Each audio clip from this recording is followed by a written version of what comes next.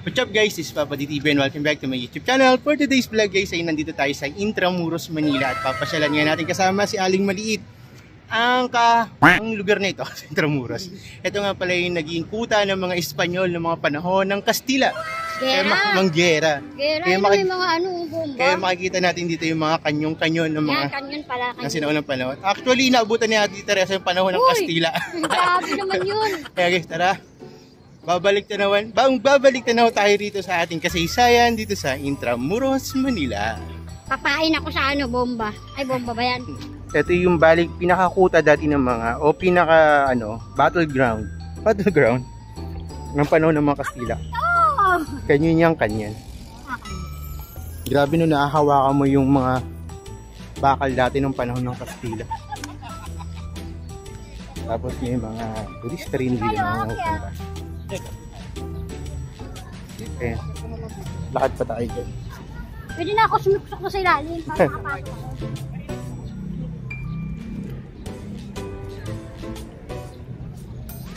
Ayan no? Paano ito nilalagyan ng bomba? Nakasarado. Tangi, ano lang yan? Spray lang? Spray? Hindi, ayan talaga yung tangi. Tangi na ibabaw kasi pinapasok yung bala. Nga? Tapos kaya ganun. Ayos, masugarado nga to. Ayaw nga, may butas nga siya.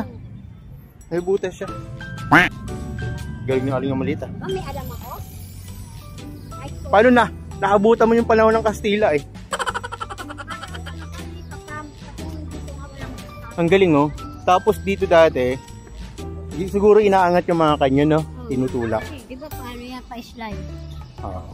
Slide like this. Pa-slide. Pababa siya. Tapos bakit ulit? Ito mo tayong init dun eh. Kaya, dito tayo silip tayo rito. Papasok tayo rito. Ito may mga bata. At talaga ipagpapasokin mo ako dito. Oo, pasok ka dyan. Dali. Diretso ka na. Papasok din ako. Okay dyan ah. Mapuputok yan. Dyan po. Ay, hindi na? Wala na yung bala. Wala na yung bala? Ayan, hindi. Dati pa? Kala ko pumuputok pa rin. Ay, nag-golf. Saan? Ayan, ito ay isang golf course. Dito kami madalas nag-golf ng mga kumpanyero ko. Charing. Tayo, init eh. Ayan guys, yung mga yayamanin nating kababayan na nag-golf. Kumain lang tayo sa Manginasal, nakaraan na agad. Galing-galing. So ngayon guys, maglalakad-lakad tayo dito sa kahabaan ng Intramuros. Ito yung pinaka hanggang saan ang dulo nito? Hallway nila, hallway. Asan ang dulo nung walang hanggang? Ayan guys, marami mga turista at mga bata at estudyante na nag-iikot-ikot dito. Ayan guys, yung ano mga halaman dyan, ng panang Kastila yan dyan. Buti pa sila, buhay pa. Yung Kastila patay na. Char. Sobrang init guys. Diba? Yeah, pero titisin natin for the vlogging. Vlogging. O diba ang gaganda? Ako nandun sa baba yung mga halaman. Yeah.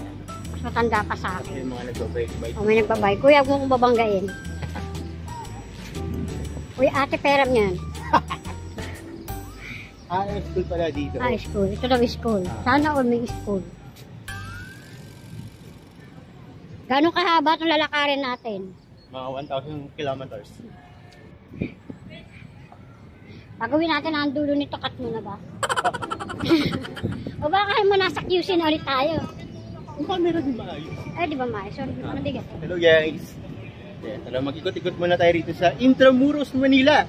At tingnan natin ang mga kasaysayan na hindi pa natin natatanaw. Charing. Nagtutrubak ako kasi 2010 pa lang nung last na punta ko rito. Kailan yan? 2010. 2000. Tapos yung tatlong lalaki nagpasal sa akin, isa na lang ang kasama ko ngayon. Hindi ko alam kung nasa na yung dalawa. Kung buhay pa ba sila o what. Bala sa buhay nila. Basta ako nakabalik ako rito. O, diba? After 14 years. Kung iisipin nyo guys, no, itong tinatapakan natin na daanan ngayon, is tinatapakan din ko lang ang ating mga ninuno dati taka ng mga Espanyol na nanakop dito sa bansa natin. What do you mean by that? Ninuno na tayo? Hindi. Yung para bang nadadaanan pa rin natin yung mga nadaanan nila dati. May experience pa rin natin. At buti na nga lang at hindi tayo nabuhay ng mga panahon na yun dahil sobrang hirap doon ng mga panahon na yun. Kahit naman ngayon. Bagay. Level up lang tayo ngayon. Bakit? Ano tinawa naman, ang init-init pero nakapayong pa yung Mr. Vlogger ko. O diba, sosyal? Maglalakad-lakad pa rin tayo, guys. Walang katapusang halay-lakad. Walang katapusan to. Hanggat hindi sumusuko yung paa ni Aling Maliit. Oo, susuko. Lulubusin natin ito kasi nung nakaraang taon ko na-enjoy. Mga 2010. Lubusin natin paglalakad ha. So ngayon guys ay nandito pa rin tayo sa isang part ng Intramuros. Ng Port Santiago ba ito? Basta ito na yun. Ayan guys. At ito. Kaya nga mga tayo nga rin yung binti ko. Sabi mo wala mga ngalay ngayon? Hindi naman sa ganun. Tao pa rin ako. Tao? Saan part? Pababa naman tayo. Maghanap naman tayo ng mga ibang spot. Oo, diba? Yes, dito may ano. Na sinisigaw sila ng, ano yun? Abu Bakar. Well, Baho naman dito. ang bango! Tapos guys, dito rin pala matatagpuan yung Letran University. Ayan o. Bali 1620 pa siya nung na-establish. Sobrang tagal niya. Ayan, parang dormitorio. School tangi. College nga oh.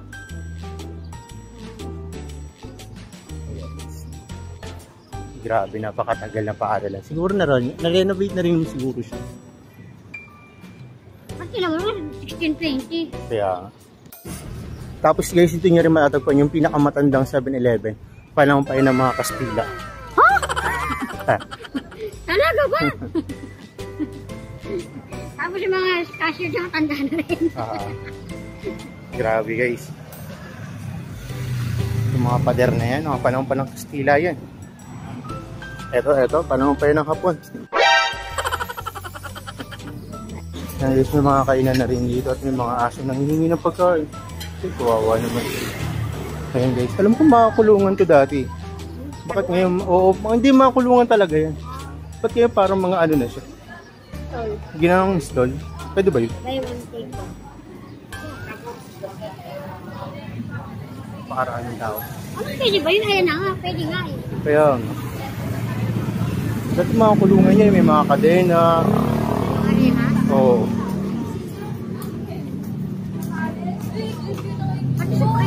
Ngayon mga kagilagid ay naglalakad-lakad pa rin tayo rito sa kahabaan ng Intramuros, Manila. At medyo mahangin talaga ito nyo. Pinapabalik na kami papuntang panahon ng mga Kastila. Dali! Ayan na yung time machine. Tuloy-tuloy pa rin kami guys. At hindi pa kami satisfied sa mga iniikot namin eh. Nakarang walang hangganan. Lakad lang tayo ng lakad hanggang sa mapagod tayo. Kasi yung pamasahe daw namin wala na. Pinakain namin. So ngayon guys, may mga rito rehas. Ayan, alam ko, sa pagkakaalam ko pala itong mga rehas to ay mga naging kulungan dati ng mga lumalabag sa panahon ng Kastila. Ayan. Pero naging tambakan na lang siya ng mga lumang gamit. Sasilipin pa natin ng iba rito.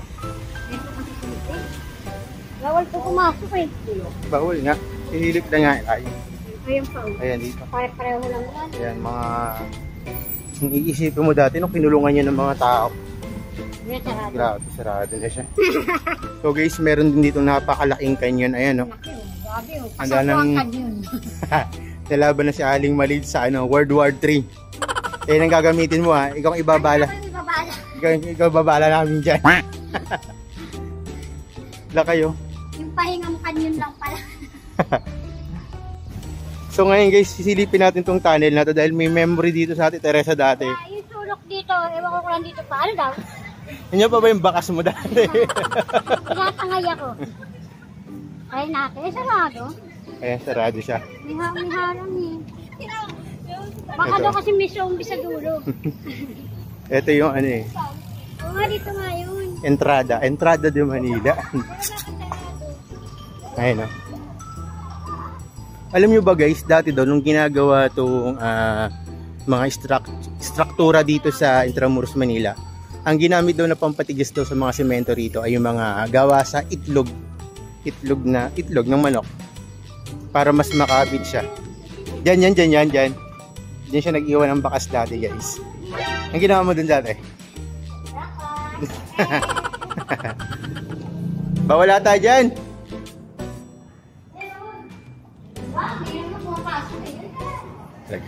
Silip daw tayo. Okay, pagalitan tayo.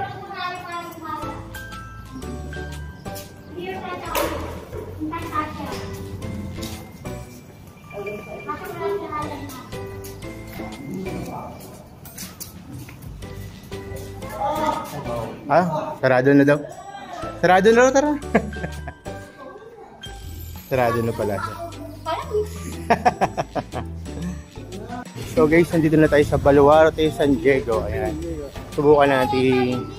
Ay, may entrance. May entrance? Ayan guys, may entrance siya. Tatanong natin kung magkano. 50. Adult 75 daw. Senior citizen 75. Entrance? Gusto mo pumasok? Oo sa'yo. Tara, subukan na rin natin. Try natin, may payong ako. Ayan guys, nandito na tayo sa Baluarte de San Diego. Pwede na maligo, may shower. At papasukin natin. Tingnan nga natin dito mga... Wala na nakuha, puro payong muna lang. Ayan.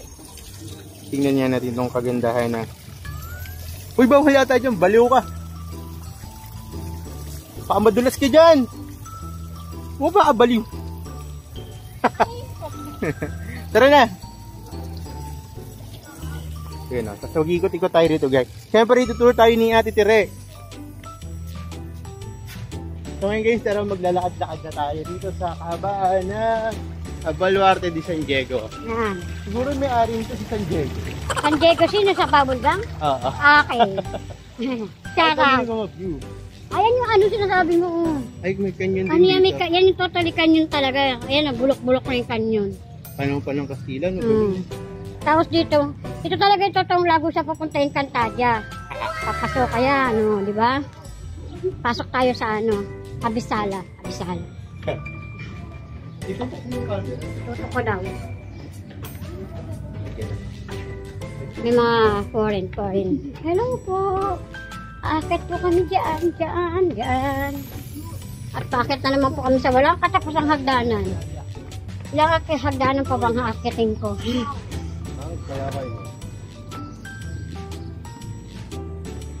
My godness. Nasaan tayo? Wow. Ikot-ikot lang. Sabi nga ni Sarah, ikot-ikot. Dito tayo. Ano meron dito? Ay, nakakalula. Yung dinakaran natin kanina. Okay, dito na tayo ba? Init.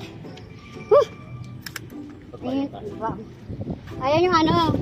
Anong tawag din yung laro? Ay, yung Lareyo, yung Oo, sabi ko Dingdong sa'yo Dantes. yung Cantadia, ayaw maniwala eh. Ay, yung ano dati ni Dingdong Dantes, no? Ano kaya, what if kaya lakarin ko yan? Bitaw. Saan tayo, saan kaya ang ano? Ayun guys, dati yung inaano ni Dingdong Dantes, yung sa Lereo. Yung pinakaharian ng Lereo dati, no? Kabilog na yan.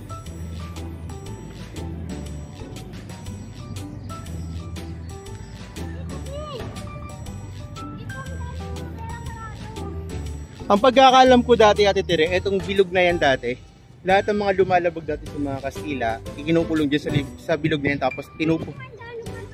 tapos pinupuno daw ng tubig yan, parang nilulunod, oo.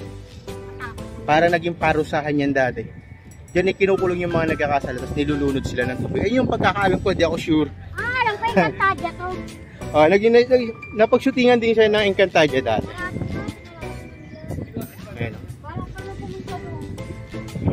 Ano kaya ako pupunta? Nakalaki. Kaya nga, wala na nga saan, sarado na nga. Bawal yata sa babaan. Ang ganda. Ayan guys. Biro nyo, no? Natatanaw pa rin natin sa ngayon yung mga napagdaanan ng mga ng mga ninuno natin. At least may press pa rin dito yung bulaklak. Buti pa yung bulaklak press. Ayan. Anong klaseng bulaklak? Lavender kasi violet. Hindi lavender yan. Ano yan? Kalachuchi yan. Kalachuchi. Basta bulaklak siya. At least yung bulaklak fresh. Ako hindi na fresh. Diba? Ang ganda ng bulaklak. Nga tayo May sabihin. mga ano rin siya dito. Lusutan din ng mga kanyan. Oo. Ayan. Kala ko may lusutan din dito. Kalan pala. Yung ano kaya sinabi niya, hindi na siya papasok. Magulat tayo na dito na pala sa loob. Nag-anong tawag doon? Nagala Super Saiyan. What? Meron. Uy, yata yung bowling. Golfing. What's that? That's something... something water. May tubig doon. No? Ano ba yun yung ano? Pwede mag-swimming. Labo naman to. Pero ano ba? Labo. Mamaya may axor eye yung may-ari niyan. Nahawa pa ako. Bisa maganda yung mata ko. Maganda na nga lang ang mata. Sore eye? Sore eye. Oo, sore eye. Hindi gawin natin sore eyes. Trip for eyes. Oh. Bakit kami paligid? Ano ba yun? Wait lang. Paikot ko ngayon, di ba? Init kaya. Paikot na sa init. Ayun guys, yung ano, Manila Hotel. Saan? Ayan.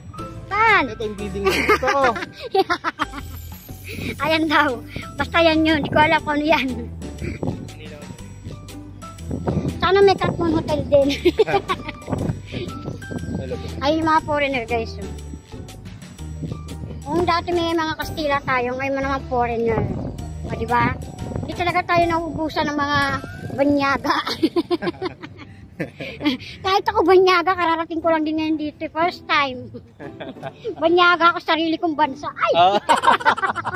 Ang dagal mo! Watch out flying golf balls. Watch out! What? Someone! Baka may lumipad na bola ng golf. Tamaan tayo. Galing yun, no? Ang ganda. Picture tayo dun. Kuya, alis ka na dyan ako naman.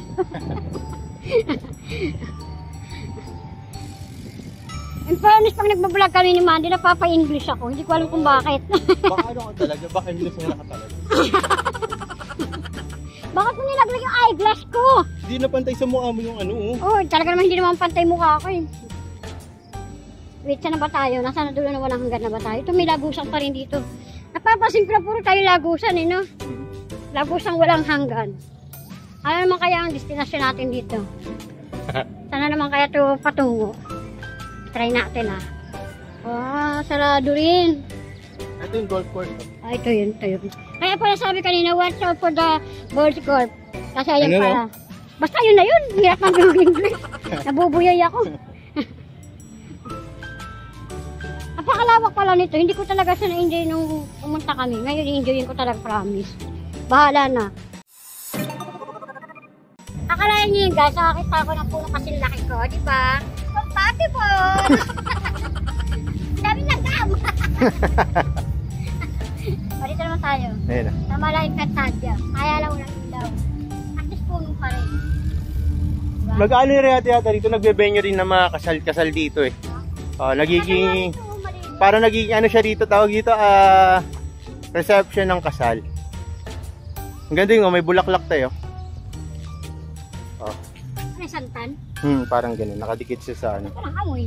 Wala ba? May amoy ba ang santan? Wala. Wala pala. Muna tayo. Di santan niya eh. Baka mahunis. May kuryente dyan, tangi.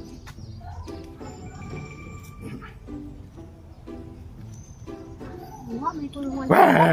Tangina mo! Tangina mo! So that's it for today's vlog guys. At nagpag-ikot-ikot na nga tayo rito sa Intramuros, Manila. Siyempre nakapasok din tayo rito sa Baluarte ni San Diego. At nakapamasyal din tayo ni Aling Maliit dito after 14 years siguro. Yeah, 14 years. 14 years na kasi nung huli kami pumunta rito ni Ate Tere. At medyo matagal-tagal na rin yan. At na-enjoy naman namin kahit pa paano yung Intramuros, Manila. Hindi lang, hindi ako nagpa-arga. hindi lang namin masyadong naikot talaga dahil hindi ko na maalala yung ibang spot tsaka medyo nakakapagod na rin. So guys, kung gusto nyo pumunta rito, open naman siya araw-araw at may mga ibang part lang ng Intramuros na may mga entrance katulad ditong Baluarte de San Diego. May bayad siya na 75 pesos at 50 pesos naman sa mga PWD at senior citizen. At kung nagustuhan nyo ang video ito, paki-like, share, subscribe ang aming YouTube channel, Papa D TV at pakita yung notification bell para updated kayo sa mga susunod namin upload. Once again, this is Papa D TV! Bye-bye! Bounce.